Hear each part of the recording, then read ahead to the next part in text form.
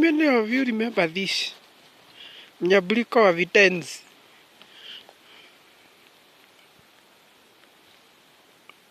Gari ya Guga.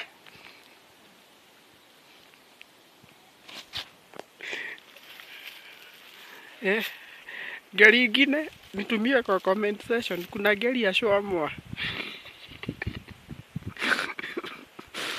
Kwa hiyo tulikuwa tunajua Kiswahili. Alafu kuna vitenzi vitatanishi.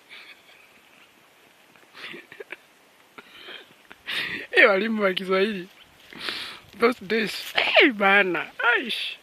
Na kuna walambi ni wala. Vitabu gapi unaweza kumbuka za Kiswahili? Hebu nitumie kwa comment section.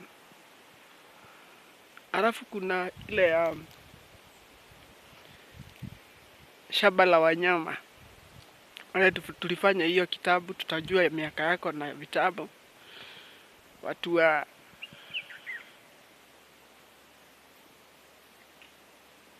wa Kidagaa kimemwazea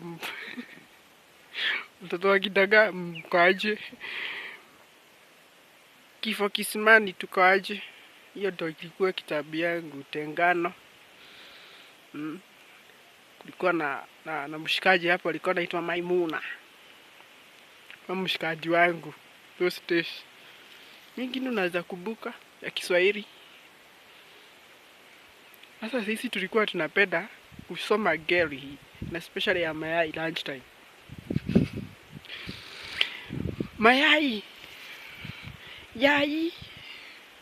Yai limeanguka.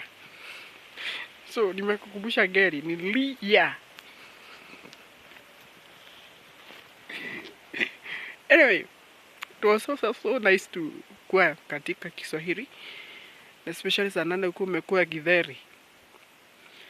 Alafu mwalimu akuulize Githeri na Kiswahili inaitwa aje? Hebu jibu hiyo. As I wonder.